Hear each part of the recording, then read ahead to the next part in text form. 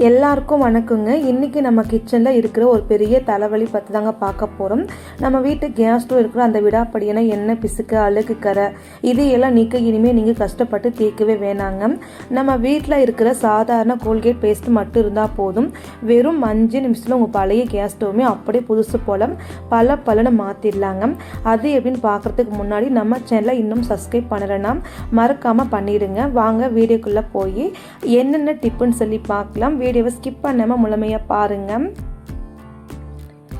First tip என்னன்னு சொல்லி பார்க்கலாம். நான் இன்றைக்கி உருளைக்கிழங்கு எடுத்திருக்கேன். நம்ம நிறைய பொருட்களை பார்த்தீங்கன்னா உருளைக்கிழங்கு வேக வச்சு தான் நம்ம செய்வோம் இல்லையா. அந்த மாதிரி வேக வச்சு உருளைக்கிழங்கு நம்ம சூட்டோடு எடுக்கும்போது கை ரொம்ப சூடாக இருக்கும். உருளைக்கிழங்கு ஆற வச்சு அதுக்கப்புறம் தாங்க நம்ம தோல்லாம் உரிப்புங்க. அந்த மாதிரி டைம் வேஸ்ட் பண்ணாமல் உருளைக்கிழங்கு வெந்தோடனே நீங்கள் தோல் நீக்கலாம். அது எப்படின்னு பார்த்தீங்கன்னா உருளைக்கிழங்கு வந்து தனியாக நீங்கள் கீழே ஊற்றிடுங்க. அதுக்கப்புறம் உருளைக்கிழங்கு மட்டும் எடுத்து வச்சுட்டு ஒரு ஸ்பூன் எடுத்துக்கோங்க. உருளைக்கிழங்குல ஒவ்வொரு உருளைக்கிழங்கை குத்திட்டு அது மேலே இருக்கிற தோலை நீங்கள் கை வச்சு அழகாக நீங்கள் ரிமூவ் பண்ணிக்கலாம். இந்த மாதிரி நீங்கள் பண்ணும்போது கையில் கொஞ்சம் கூட சூடே தெரியாது. அதுக்கப்புறம் எப்போதும் போல் நம்ம உருளைக்கிழங்கு தோல் ஃபுல்லாகவே நீக்கி எடுத்துக்கலாம். இந்த மாதிரி பண்ணும்போது நமக்கு டைம் ரொம்ப சேவ் ஆகும். வேலையுமே ரொம்ப சீக்கிரமாக முடியுங்க. நெக்ஸ்ட்டு டிப்பே என்னன்னு சொல்லி பார்க்கலாங்க. நான் இன்றைக்கி பார்த்தீங்கன்னா பூரி மாவு பிசைஞ்சு எடுத்துருக்கேன்.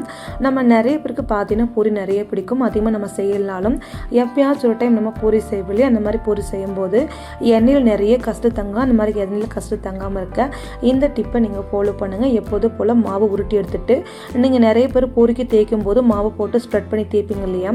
அந்த மாதிரி நம்ம பண்ணக்கூடாது. அந்த மாவுக்கு பதிலாக நீங்கள் கொஞ்சமாக ஆயில் அப்ளை பண்ணிட்டு அதுக்கப்புறம் நீங்கள் எப்போதும் போல் பூரிக்கு மாவு நீங்கள் தேய்ச்சி எடுத்தீங்கன்னா அந்த மாவுமே நல்லா மெலிசாக வரும். அதுவும் மட்டும் இல்லாமல் மாவு அது மேலே கொஞ்சம் கூட இருக்காது. அதுக்கப்புறம் எண்ணெய் நூல்லாம் சூடான பின்னாடி அதுக்கப்புறம் நம்ம எத்தனை பூரினா இது போல் நம்ம சுட்டு எடுத்தோம்னா அந்த எண்ணெயில் மாவு பொருள் சுத்தமாக தங்கவே தங்காது.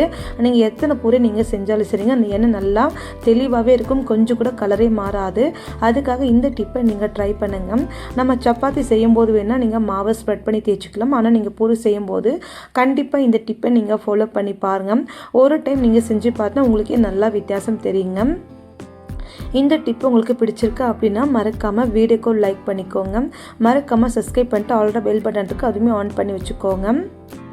நெக்ஸ்ட்டு டிப்பு என்னன்னு சொல்லி பார்க்கலாம். நம்ம வீட்டில் உருளைக்கிழங்கு கொஞ்சம் கம்மி ரேட்டாக இருக்கும்போது அதிக உருளைக்கிழங்கு வாங்கிட்டு ஸ்டோர் பண்ணி வைப்போம் இல்லையா. அந்த மாதிரி ஸ்டோர் பண்ணிக்கிற உருளைக்கிழங்குல சீக்கிரமாக முளைக்கட்டி வந்துடும். அந்த மாதிரி முளைக்கட்டி வராமல் ஒரு அகலமான பிளேட்டுக்குள்ளே உருளைக்கிழங்கு வச்சுட்டு ஒரு 1/4 டீஸ்பூனுக்கு நீங்கள் சால்ட்டும் ஒரு கொஞ்சம் போல் மட்டும் நீங்கள் சோடா சேர்த்துட்டு அந்த சோடா அதுக்கப்புறம் நம்ம சால்ட் ரெண்டு மிக்ஸ் பண்ணிவிட்டு அதுக்கப்புறம் உருளைக்கிழங்கு ஃபுல்லாக இது போல் நல்லா நீங்கள் பரட்டி எடுத்துக்கணுங்க. இது போல் உருளைக்கிழங்கு படுற மாதிரி நீங்கள் பரட்டி எடுத்துகிட்டு அந்த சால்ட் மேலே உருளைக்கிழங்கு ஃபுல்லாகவே நீங்கள் வச்சு விட்டுருணுங்க. இந்த மாதிரி நீங்கள் வச்சு நீங்கள் ஸ்டோர் பண்ணும்போது ஒரு மாதத்துக்கு மேலே நல்லா ஃப்ரெஷ்ஷாக இருக்கும். சுத்தமாக முளைக்கட்டியே வராதுங்க. நான் எப்போவுமே இந்த டிப்பை ஃபாலோ பண்ணுறேன். இது வரைக்கும் இந்த டிப்பு உங்களுக்கு தெரியலனா மறக்காமல் ஒரு டைம் நீங்கள் செஞ்சு பாருங்கள். கண்டிப்பாக இந்த டிப்பு ரொம்ப யூஸ்ஃபுல்லாக இருக்கும். கண்டிப்பாக நீங்களும் ட்ரை பண்ணுங்கள். நெக்ஸ்ட்டு டிப்பே என்னன்னு சொல்லி பார்க்கலாம். நம்ம நிறைய பேரில் பார்த்தீங்கன்னா கேஸ் ஸ்டவ் நம்ம என்ன தான் க்ளீன் பண்ணாலும் பலன்னு பளிச்சுன்னு இருக்காது. அது மட்டும் இல்லாமல் கேஸ் மேலே விடாப்பிடின கரை, அழுக்கு கரை, எண்ணெய் பிசுக்கு எந்த கரையாக இருந்தாலும் இது போல் நீங்கள் க்ளீன் பண்ணால் கேஸ் ஸ்டவ் நல்லா பலன்னு புதுசு போல் மின்னும்.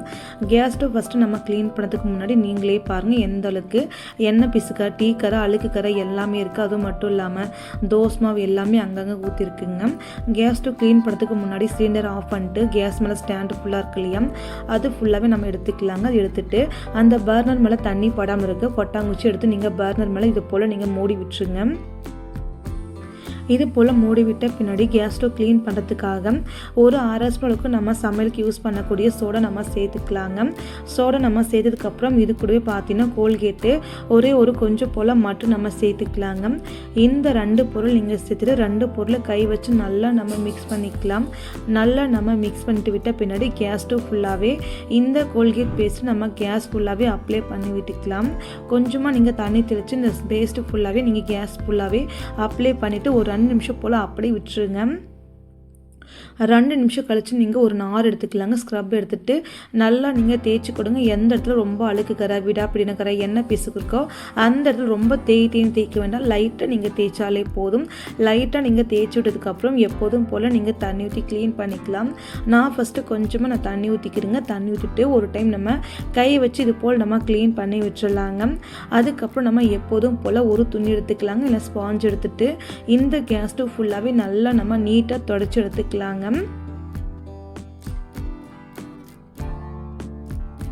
இந்த மாதிரி நம்ம துடைக்கும் போது கேஸ் ஸ்டவ் ஃபுல்லாகவே நல்லா பலன்னு பளிச்சுன்னு இருக்கும். ஃபஸ்ட்டு பார்த்ததுக்குமே இப்போ பார்த்ததுக்குமே நல்லா வித்தியாசம் தெரியும். எந்த அளவுக்கு பழைய கேஸ் ஸ்டவ்வாக இருந்தாலும் அழுக்கு விடாப்பிடின கரை எண்ணெய் கரை உப்பு கரை எந்த கரையாக இருந்தாலும் கேஸ் ஸ்டவ் நல்லா பலன்னு பளிச்சுன்னு மின்னும். கண்டிப்பாக இந்த டிப்பை மட்டும் நீங்கள் ஃபாலோ பண்ணி பாருங்கள். இந்த டிப்பு உங்களுக்கு ரொம்ப யூஸ்ஃபுல்லாக இருக்குங்க. அதுக்கப்புறம் நம்ம கேஸ் ஸ்டாண்டு எப்போதும் போல் க்ளீன் பண்ணி சேர்த்துக்கலாம். அதுக்கப்புறம் எப்போதும் போல் நீங்கள் சமையல் செய்ய ஆரம்பிக்கலாங்க. கேஸ் பர்னும் ஈரமும் பட செய்யலை. இந்த டிப்பு உங்களுக்கு பிடிச்சிருக்கு அப்படின்னா மறக்காமல் வீடியோக்கு ஒரு லைக் கொடுங்க.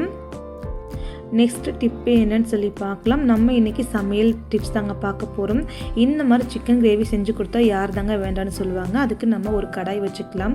10 டேபிள் ஸ்பூனுக்கு எண்ணெய் சேர்த்துக்கலாங்க. 2-3 கிராம்பு, ஒரு பட்டை, ஒரு 5 பெரிய வெங்காயத்தை நீல வாக்கில் கட் பண்ணி சேர்த்துக்கோங்க. 3 பச்சை மிளகாய் கீரி போட்டுட்டு வெங்காயத்தை நம்ம நல்லா பொன்னிறமாக வதக்கிடுங்க. அதுக்கப்புறம் நம்ம இஞ்சி பூண்டு பேஸ்ட்டு 2 டீஸ்பூனுக்கு நம்ம சேர்த்துட்டு நல்லா நம்ம வதக்கி விட்டுக்கலாம்.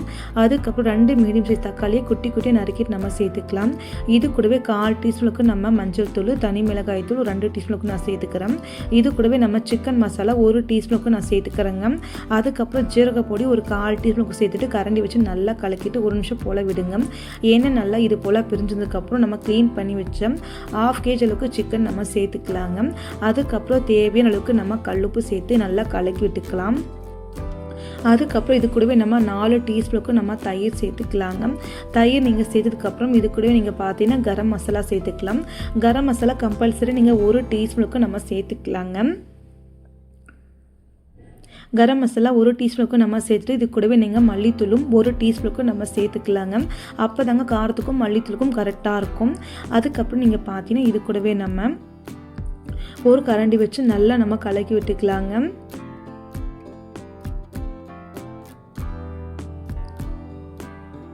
இது போல் நம்ம நல்லா கலக்கி விட்ட பின்னாடி அதுக்கப்புறம் நம்ம சிக்கன் வேகிறதுக்காக ஒரு 4 கிளாஸ் தண்ணி மட்டும் நான் சேர்த்துக்கிறேங்க. அதிகமாக தண்ணி சேர்க்கல.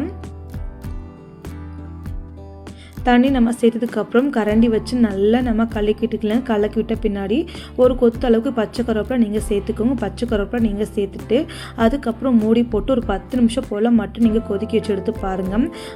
கம்மன்னு சூப்பரான சிக்கன் கிரேவி ரெடி ஆகிடுங்க. இப்போ 10 நிமிஷம் போல் ஆகிடுச்சு. மூடி நம்ம ஓப்பன் பண்ணிவிட்டு ஃபைனலாக நீங்கள் பார்த்து இந்த டிப்பை நீங்கள் ஃபாலோ பண்ணணும். என்னன்னு சொல்லி பார்த்தீங்கன்னா பெப்பர் நீங்கள் சேர்த்துக்கோங்க. பெப்பர் பார்த்தீங்கன்னா ஒரு 1/2 டீஸ்பூனுக்கு மட்டும் நீங்கள் பெப்பர் சேர்த்து இது மேலால் நீங்கள் எப்போதும் கொத்தமல்லி தழை கொஞ்சம் கட் பண்ணி தாராளமாக நம்ம சேர்த்துக்கலாங்க. இது போல் நீங்கள் சேர்த்துட்டு ஒரு டைம் நம்ம கரண்டி வச்சு நல்லா கலக்கி விட்டுக்கலாங்க. கலக்கி விட்டால் பின்னாடி கேஸ் ஸ்டவ் ஆஃப் பண்ணிக்கலாங்க.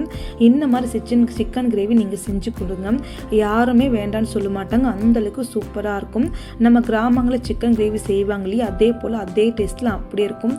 அவ்வளோ சூப்பராக இருக்கும். கண்டிப்பாக நீங்கள் ட்ரை பண்ணுங்கள். ஓகே ஃப்ரெண்ட்ஸ், இந்த டிப்பு இந்த வீடியோ உங்களுக்கு பிடிச்சிருக்கு அப்படின்னா மறக்காமல் வீடியோக்கு லைக் கொடுங்க, கமெண்ட் பண்ணுங்கள், சப்ஸ்கிரைப் பண்ணுங்கள். இவ்வளோ நேரம் என்னோட வீடியோவை பொறுமையாக பார்த்ததுக்கு எல்லா ஃப்ரெண்ட்ஸுக்குமே ரொம்பவே நன்றிங்க. Thank you friends. தேங்க்ஸ் ஃபார் வாட்சிங்.